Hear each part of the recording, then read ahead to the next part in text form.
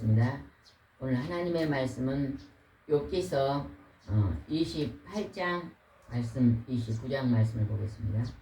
28장, 29장 말씀을 보겠습니다. 28장 하나님만이 지혜 있는 걸 아신다는 제목으로 우리가 오늘 말씀을 살펴보겠습니다. 우리에게 하나님의 지혜가 있는 사람은 이 땅에서 참 행복한 삶을 살 수가 있습니다.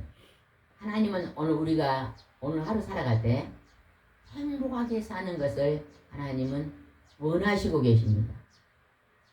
불행하게 사는 걸 좋아하는 사람이 있을까요? 아무도 없을 것입니다. 하나님은 우리가 오늘 이 땅에 살 때 어떻게 살아야만 하나님이 참 행복함을 가지고 살 수 있는가를 가르쳐 주시고 계십니다. 28장 1절 말씀 읽어보겠습니다. 은을 채굴하는 광산이 있고 금은 재련하는 재련소가 있으며 철은 땅에서 파내고 우리는 광석을 녹여서 얻는다. 광부가 은과 금과 철과 구리를 광산에서 만들어냅니다. 금도 광산에서 많은 금이 박혀있는 흙을 이렇게 파내가지고 그 재련소에서 이렇게 금으로 만들잖아요. 그러나 우리 사람만이 땅속에서 보물을 캘 수 있는 지식이 있습니다. 지식이. 여러분, 공중에 나르는 새가, 강아지가 이런 지식의 일을 합니까 안 합니까? 그들은 단순하게 먹고 사는 일만 합니다. 하나님께서 우리 사람을 하나님의 형상으로 만들어서 우리 사람은 하나님의 지식이 있습니다. 많은 지식을 가지고 광산을 금을 캐고 구리를 까고 녹여낸다고 말합니다. 그것을 들어갈 때 3절 말씀 읽어보겠습니다. 사람들은 광맥을 찾기 위해서 땅을 비립하고 아주 어두운 곳을 조사한다. 우리도 직접 이 광부가 광산에 들어가서 이 광물을 캐는 건 보지 못했지만 뭘로 우리가 봤어요? 영화나 TV를 통해서 간부들이 깊은 탄광 그 굴 속에 들어가서 그 석탄을 캐내고 그런 것을 봤잖아요. 그들은 그 광맥을 찾아 깊은 어두운 곳에 들어가서 조사한대. 그 속에 들어가서 그 캘 때 얼마나 힘들고 외롭고 그러겠습니까?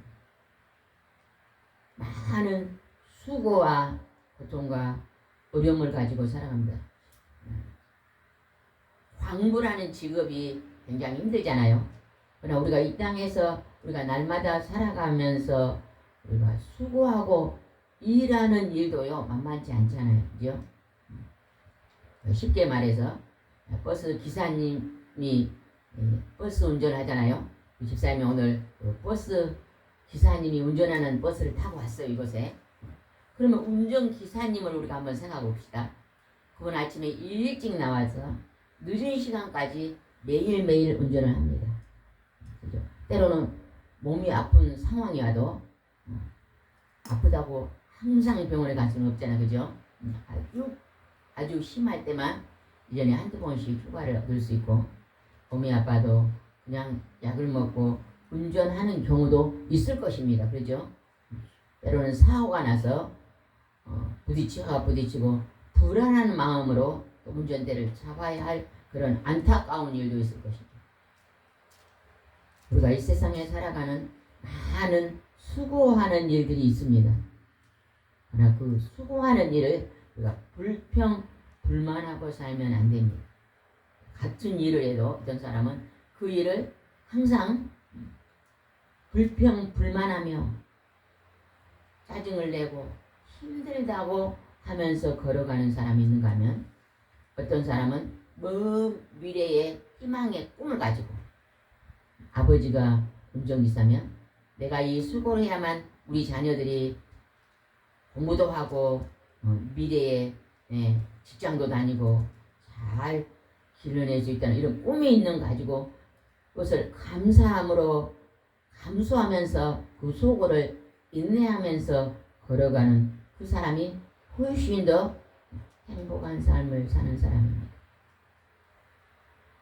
우리는 어떤 내가 하고 있는 일 속에서 그 행복을 찾을 수 있는 것은 하나님의 말씀을 통해서 지혜를 얻는 것입니다. 지혜.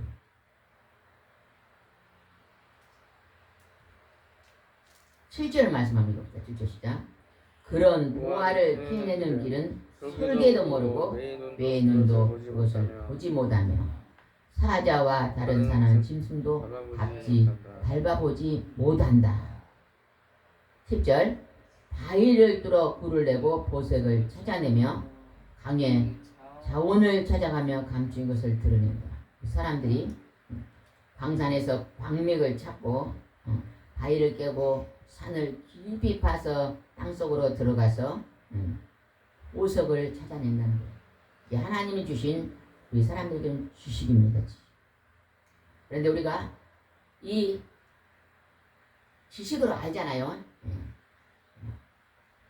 보석은 땅속에 있다. 그걸 알아냈습니다. 그래서 그걸 캐내기 위해서 수고합니다. 그런데 하나님께서는 오늘 우리에게 또 다른 지혜를 말하고 있습니다. 지식이 있는가 하면 지혜가 있습니다. 나는 여자다. 당신은 남자요. 이거는 지식입니다. 지식. 아는 거잖아요. 그죠? 남자와 여자를 분갈이 아는 것입니다. 그러나 내가 오늘 살아가면서 나는 여자로서 어떻게 살아야 되고 남자로서 어떤 직분을 가지고 살아야 하는 것을 깊이 들어가는 지혜입니다. 지혜. 우리는 이 땅에 살아갈 때 반드시 하나님의 지혜가 필요합니다. 지혜를 한번 기록하는 걸 보겠습니다. 12절에 아주 중요한 말씀이 기록됐네요. 12절 시작. 그러나 지혜는 어디서 찾을 수 있으며 깊은 깨달음은 어디서 얻을 수 있는가? 이게 오늘 숙제입니다. 지혜는 어디서 찾고 깊은 깨달음은 어디서 깨닫냐? 물어봅니다. 욥이 자기 친구들에게 지금 말하고 있는 것입니다. 하나님이 또 우리에게 지금 물어보고 있습니다. 너는 지혜를 어디서 찾을 거냐? 너는 깊은 깨달음을 어디서 얻을 수 있냐? 물어봅니다. 어디서 얻을 수 있을까요? 그것이 이제 답이 나옵니다. 뒤에. 그래서 물어보고 그 답을 찾는 시간입니다. 13절 읽어보겠습니다. 13절 시작.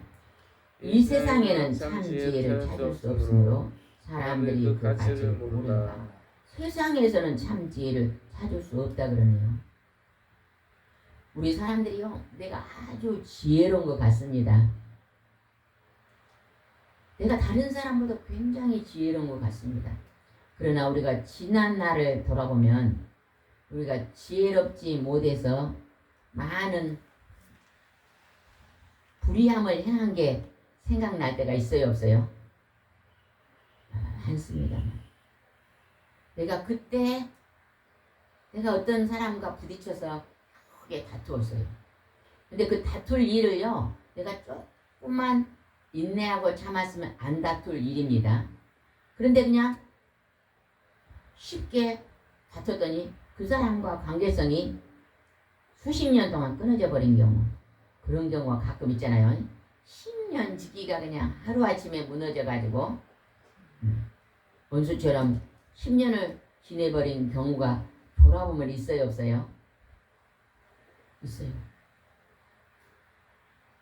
이거는 우리에게 참 지혜가 부족하기 때문에 그런 우리가 실수를 행하고 잘못 살았던 것을 알 수 있을 때가 있습니다. 우리가 오늘 하루를 살아갈 때 정말로 하나님이 말씀하시는 그 지혜로운 삶을 살고 또 하나님이 우리에게 말한 깊은 깨달음을 찾고 살 수 있는 그것이 굉장히 소중한 것입니다. 어디에서 올 수 있다고 하는가를 말씀하고 있습니다. 23절 말씀 보겠습니다. 23절 시작. 하나님만이 지혜 있는 곳을 아신다. 지금 이 욥기에서 이 기록하신 이 욥은 하나님만이 지혜가 있는 걸 아신다고 말합니다. 그래서 우리가 꼭 하나님이 필요합니다. 우리가 믿지 않는 자녀들에게 하나님을 믿고 하나님 말씀을 믿고 의지하자 그러면요, 믿지 않는 자녀들이 그 말을 받아들여요, 안 받아들여요? 쉽게 받아들이지 않습니다. 우리 전에 어떤 분이 그런 얘기를 하더라고요. 자녀들이 이제 교회를 안 다닙니다. 그런데 내가 자녀들에게 하나님의 성경을 읽고 기도하고 믿음 생활을 하자면요, 그거를요 잘 받아들이지 않는데요. 왜 그럴까요? 지금 세상에서 배운 지식이 있잖아요. 학교에서 배운 지식이 있잖아요. 그 지식 속에서는 하나님이라는 것을 가르친 적이 없잖아요.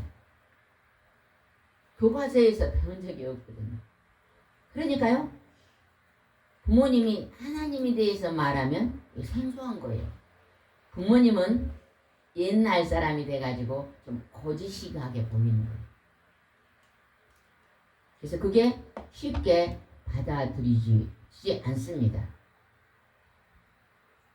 근데 우리 부모님이요, 하나님의 말씀을 깊이 있게 깨닫고 자녀들에게 하나님 말씀을 가르치고 전하고 그 자녀들을 위해서 기도하고 권면하는 게요 얼마나 중요한지 모릅니다.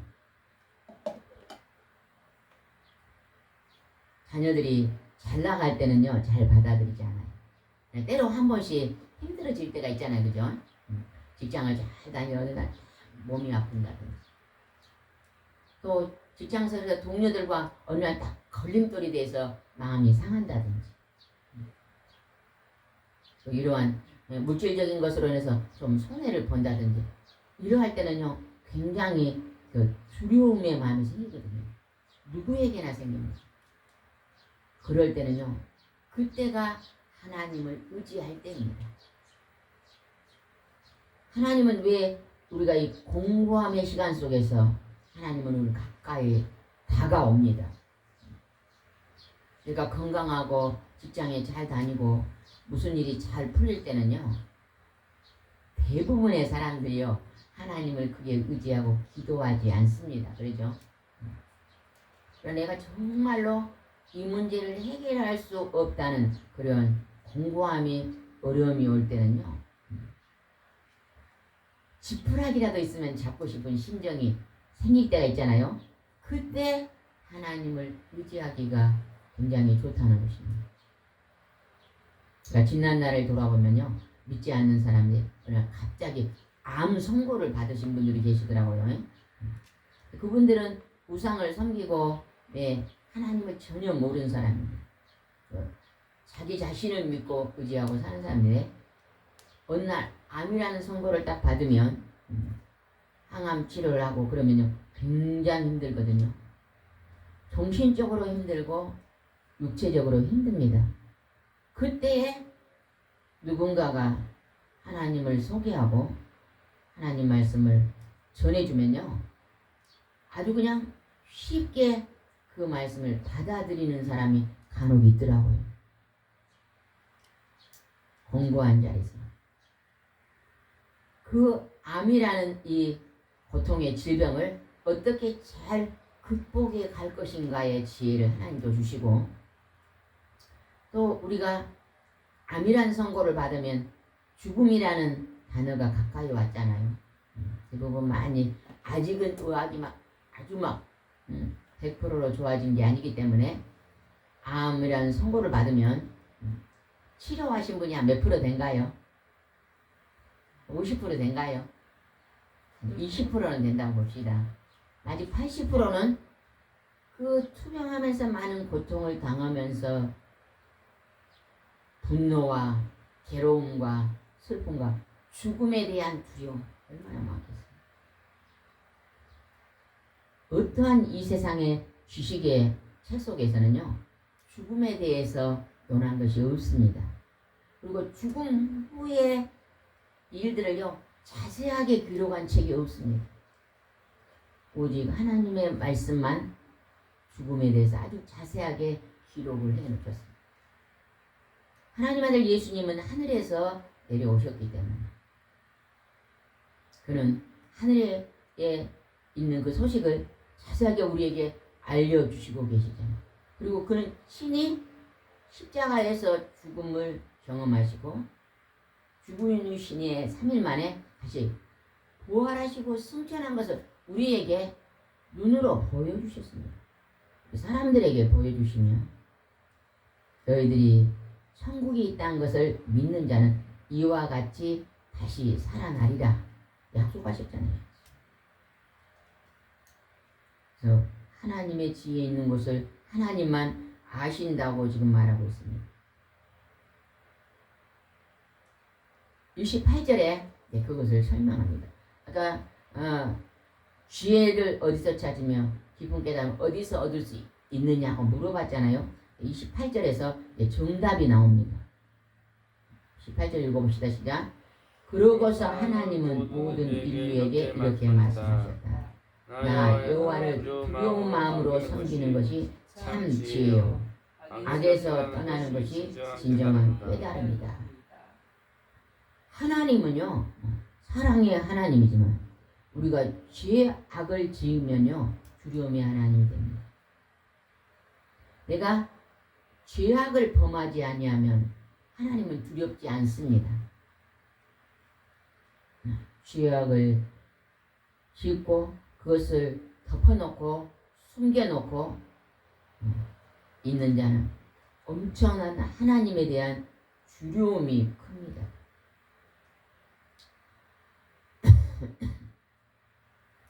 여러분 우리가 어렸을 때 자연하고요 지금 이제 우리가 이제 70이 다 돼가는 상황에서 보는 자연하고는 하늘과 땅 차이잖아요. 그죠? 제가 얼마 전에 뉴스를 보는데 그러더라고요. 제주도 어떤 앞바다에서 거북이가 그냥 죽어서 뒤로 둥둥 떠 있는 것을 카메라로 찍었더라고요. 거북이를.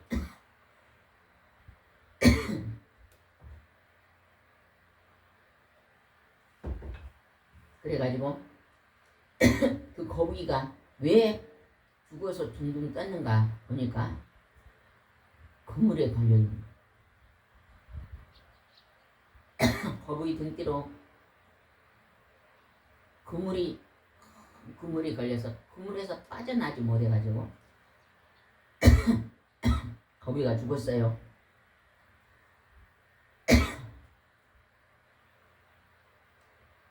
그래서 이제 기자들이 가서 조그만 섬 옆이더라고요. 제주도 옆에서 조금 지나왔던 조그만 섬 옆에서 그런 일이 있어서 많은 사람들이 가서 그 바다 밑에 가서 사진을 찍었더니 엄청난 그물들이 여기서 그냥 30m, 40m는 그런 그물들이 구석에가 많이 있는 거예요. 근데 그 안에 많은 큰 물고기들이 많이 죽어 있는 그 그물은 배가 혹시 침몰되잖아요. 그러면 건져낼 수가 없을 경우도 있잖아요. 그러면 그 안에 있는 그 그물들과 배하고 침몰돼 그게 이제 바다가 움직이면은 떠내려가서 그 어떤 섬 곁에 이렇게 정착돼가지고 그 밑에서 많은 물고기들이 다 죽는다는 것입니다. 우리가 그물을 낚시로 고기를 잡다가 그물을 만드니까 많이 잡잖아요. 그러니까 우리는 와 이제 고기를 많이 잡고 돈도 벌고 수확이 좋다고 생각했는데 그 그물들이 또 한편으로는 방치가 되면 어때요? 엄청난 재난을 가져오잖아요. 우리가 어렸을 때는 우리 시골에서요 할머니 집에 살 때 물바가지는 뭘로 썼어요? 저는 생각난가요?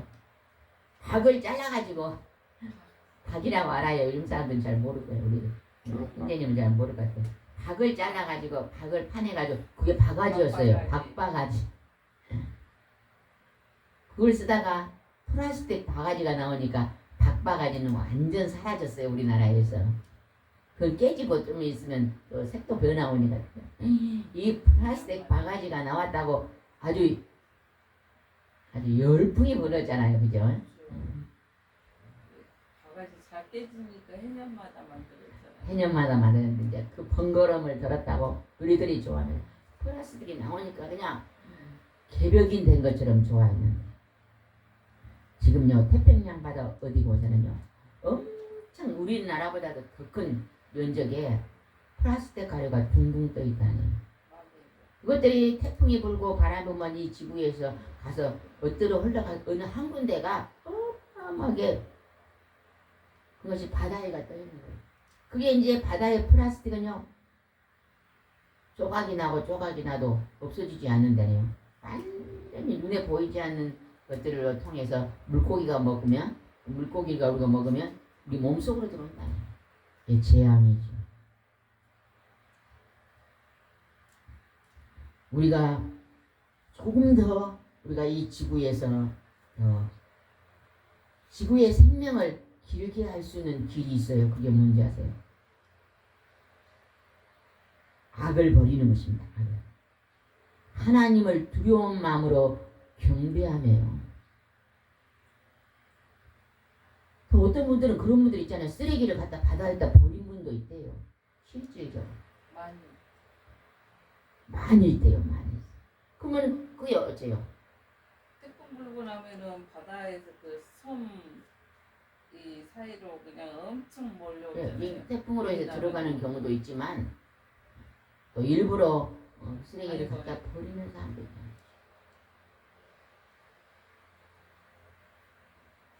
하나님을 두려운 마음으로 섬기는 것이 참 지혜래요. 참 지혜. 하나님의 말씀을 지시하신 말씀을 잘 순종하고 따르고 사는 것이 참 지혜라는 것입니다. 우리가 하나님이 우리에게 지시한 대로요 정말로요 90%라도 우리가 따르고 살면요 이 세상이요 살기 좋은 세상이 될 것입니다. 그것을 따르지 않습니다. 내가 따르지 않으면요 남에게만 피해 주는 게 아니라 누가 먼저 피해를 받아요? 내가 먼저 받는 것입니다. 하나님을 두려운 마음으로 섬깁니다. 그리고 악에서 떠나는 것이 진정한 깨달음이다. 여러분, 하나님을 믿고 의지하며 말씀을 묵상하고 마음에 새기고 깨달음을 가르세요. 깨달음이 뭐다고요? 진정한 깨달음, 악을 멀리하는 것이 진정한 깨달음이다.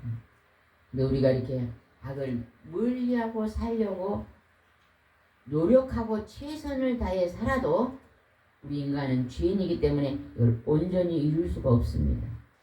그래서 때로는 또 넘어지고 죄를 지은 가운데서 다시 하나님 말씀을 묵상하면서 깨닫고 다시 회개하고 돌아오는 일입니다. 넘어졌다가 다시 일어나. 우리 인생이 오뚜기 같은 인생이잖아요. 그죠? 오뚜기를 한번 넘어뜨리면요 다시 일어납니다. 하나님을 의지하고 사는 사람은요 넘어졌다가도 다시 일어날 수가 있습니다. 그래서 하나님은요 우리 인간이 수없이 넘어지는 것을 알고 계십니다.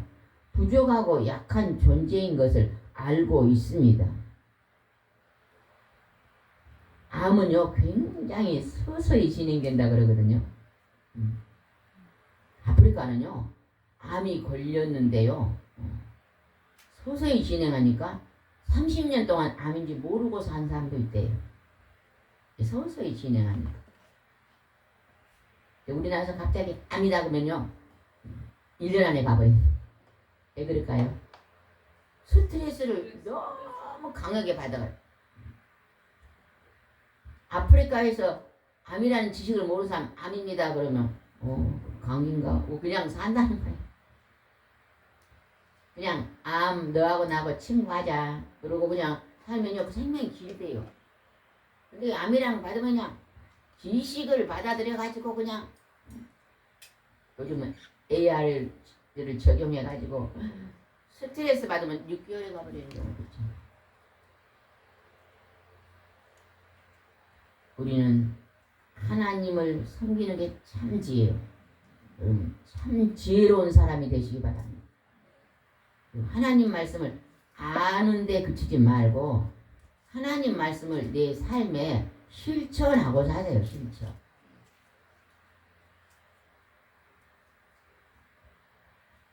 그리고 악에서 떠난 것이 진정한 깨달음입니다. 늘 악한 것은 모양이라도 본받지 말고 버리시기 바랍니다.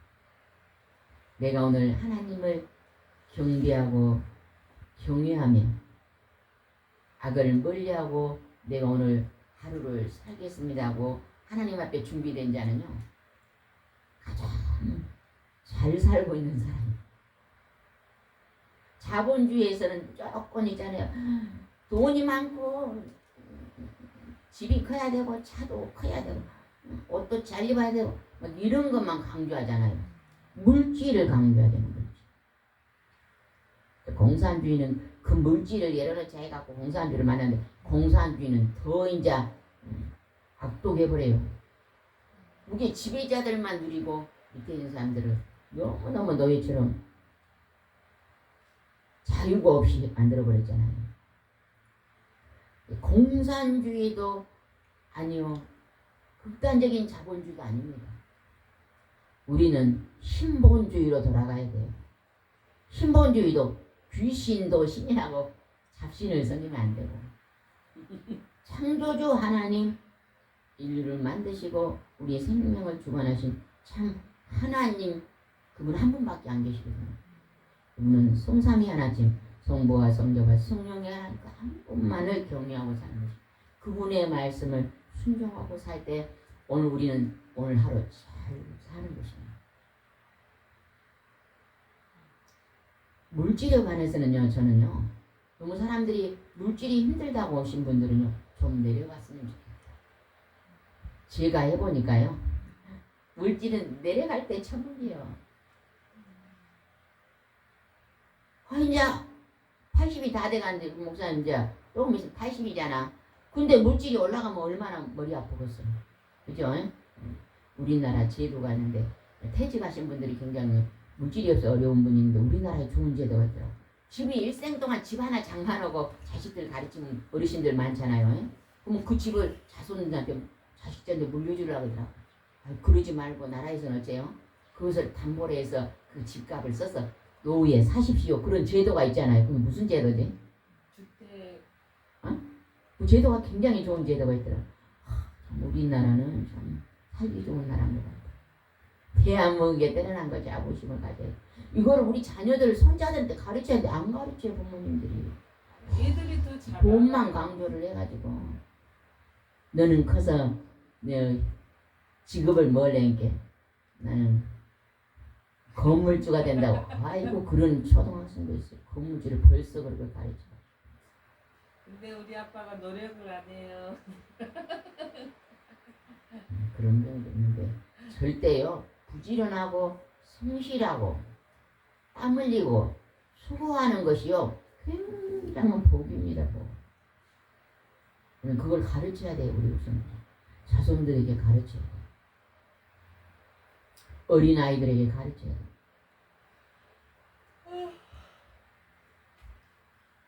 29절 말씀 읽어보겠습니다. 29장입니다. 1절 읽어봅시다. 29장 1절 시작. 욥은 다시 말을 이었다. 하나님이 나를 돌보시던 옛날의 생활로 내가 되돌아갈 수 있으면 얼마나 좋을까. 욥이요, 하나님이 굉장한 복을 주셔서 형통의 삶을 사는데 어느 날 고난이 왔잖아요. 그죠? 사단이 하나님 앞에서 하나님 앞에 사탄이니까 하나님이 욥같이 하나님을 잘 경배한 사람 없다 그러니까 잘 먹고 잘 살게 해주니까 그러지요. 모든 걸 다 걷어가 버리면 하나님은 저주하고 하나님을 떠날 것입니다. 그렇게 고발했잖아요. 그래서 하나님이 욥을 시험했잖아요. 그래, 모든 것을 다 걷어가 버려. 자식도 물질도 건강도 다 걷어가는. 너무너무 고통의 자리에서 지금 욥이 하나님께 말하잖아요. 내가 옛날 내 생활로 되돌아갔으면 얼마나 좋을까요? 말하고 있습니다.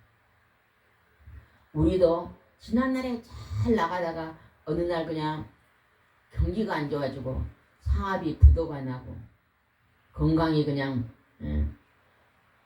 큰 질병이 오고 이런 상황이 올 때가 있습니다. 그러한 상황에서 우리가 지난 날을 돌아보면서 하나님 내가 옛날 생활로 돌아가면 얼마나 좋을까요? 욥처럼 고백하는 오늘도 그렇게 고백하는 사람들이 있을 것입니다. 여러분도 여러분 마음속에 그렇게 고백하고 있을 수도 있습니다. 이런 상황에서 욥은 내가 지난 날에 내가 어떻게 살아왔던 것을 하나님 앞에 지금 고백하고 있습니다. 4절 말씀 읽읍시다. 4절 말씀이다. 내 인생의 전성기에는 하나님의 따뜻한 손길이 우리 가정을 지켜주셨고 전능하신 하나님이 나와 함께 하셨으며 나는 내 자녀들에게 둘러싸여 있었고 나의 가축은 젖을 많이 내며 바위산에 있는 감람나무같이 자라서 기름을 물쓰듯이 하였다. 지난날의 내 인생의 전성기에 하나님이 나와 함께 하셔서 풍족한 축복을 주셨다고 지금 욥이 고백하고 있습니다.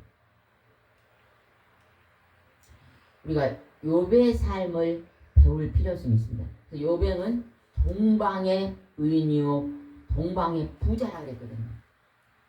동방은 이스라엘에서 동방은 아시아입니다. 아시아. 그 아시아의 어딘지는 모르지만 거기에 살고 있는 욥은 재벌입니다. 오늘날로 말하면 재벌. 하나님이 물질관을 지금 가르치고 있어요. 그리고 내가 재벌이 됐을 때 내가 많은 하나님께 복을 받고 물질을 받았을 때 나는 어떤 자세로 살 것인가를 욥을 통해서 우리는 배울 필요성이 있습니다. 욥은 그렇게 많은 것을 가지고 살 때 나는 그때 이렇게 살았다고 지금 하나님께 고백하고 있는 것이거든요. 그래서 여러분도 하나님이 오늘 나에게 작은 물질을 주셔서요. 그 물질을 나눔의 삶을 사시기 바랍니다. 그것을 많이 쌓아놓고 부를 축적하는 것이 아니라 또 내가 미래에 사는 어느 정도는 저축도 해야 되겠지만 또 작은 것을 서로 나누며 사는 것을 하나님은 기뻐하십니다. 욥은 이렇게 살았다고 지금 고백합니다. 12절 읽읍시다. 욥기 29장 12절 말씀입니다. 시작. 가난한 자들이 부르짖으면 내가 그들을 도와주고 의지할 데 없는 고아들을 볼 때도 나는 그들을 도와주었다. 가난하고 고아들을 볼 때 가난한 사람들을 욥은 돕고 살았다고 말합니다. 우리가 이 땅에 살아갈 때 하나님이 물질의 부유함을 주면요, 반드시 어려운 사람들을요 외면하지 마시기 바랍니다. 이런 걸 자녀에게 가르치시기 바랍니다. 하나님은 특별히 우리 믿는 백성들에게 소득의 10분의 1을 하나님께 드리라고 그러잖아요. 내가 너에게 100만 원을 줬어. 10개를 줬는데 그 중에 1개는 하나님의 것이다. 하나님께 드려라. 그럼 우리가 100만 원의 수입 속에 10만 원 하나님께 드리잖아요. 그러면 그걸 하나님의 교회 집에 드리면 그 10만 원은 어디에 쓰여져야 되냐? 복음을 전하는데, 복음을 전하는 자들에게, 또한 가난하고 어려운 자들에게 그게 쓰여져야 됩니다. 흘러가야 됩니다. 그것이 한 개인에게 막 축적이 돼가지고 부를 축적하는 건 하나님 기뻐하지 않습니다. 가난한 자, 고아들을 왜 하나님은 가난한 자나 부유한 자나 다 하나님의 자녀거든요. 하나님의 형상을 만든 하나님의 자녀거든요. 그래서 하나님은 그 약한 자에게 그 마음이, 기독교는요, 어떠한 종교나 어떠한 단체도요, 어려운 사람들을 더 이렇게 복지 같은 거는 기독교에서 나온 복지 같은 거는 또 그렇지 않는 경우도 있죠. 대개 보면 복지사들이요, 소득이 크지 않습니다. 근데 그들은 그 복지사를 감당하는 것은 소득을 보고 감당한 게 아니에요. 정말로 어려운 사람들을 내가 내 건강한 몸으로, 나의 시간으로 돌아본다, 나의 달란트로 돌아보는다, 이런 심정으로 돌아보는 자가 굉장히 많습니다. 그래서 조금 사랑이 풍성하고 깊은 사람들은요, 복지 대학을 가잖아요, 그죠? 그리고 엄밀히 말하면 이 기독교의 이 복음의 사명, 주의 종이나 이렇게 사명자들은요, 깊이 들어간 복지 사명입니다. 어려운 사람, 성도가 갑자기 몸이 아파지면 목사님들 신망 가잖아요, 그죠? 그리고 그 사람들을 위해서 더 깊이 있게 이름 불러 기도합니다. 그냥 집을 사고 잔치하는 사람들은 그냥 그것을 깊이 있게 목사님들이 축하합니다 하지만 정말로 힘들고 어려울 때 돌아보잖아요. 그런 일들을 교회가 감당하고 있잖아요. 병원에 입원해 있으면 병문안 병에 신방가고, 어떤 큰 재난이 통하면 그 재난을 통해서 또 구제를 하고, 이런 일들을 교회가 합니다. 그래서 지금 욥은 하나님을 자기는 주리와 마음으로 섬겼기 때문에 나는 그런 일을 했다고 지금 고백하고 있는 것입니다. 13절 읽어보겠습니다. 시작. 또 그 망하게 되던 날도 나를 위해 복을 빌어주었으며 나 때문에 바보들도 기뻐하고 노래를 불렀다.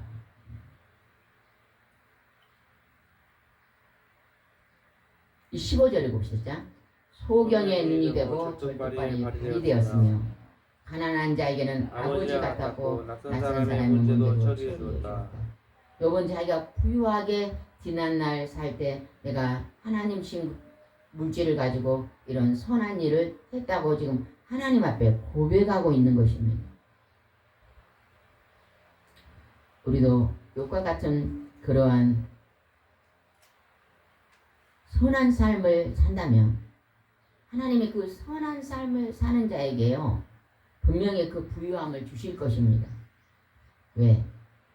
이 사람에게 내가 부유함을 주면 이 사람은 선한 사업을 할 수 있다고 하나님이 아시기 때문에 어떠한 방법으로도 하나님이 부유함을 주실 것입니다.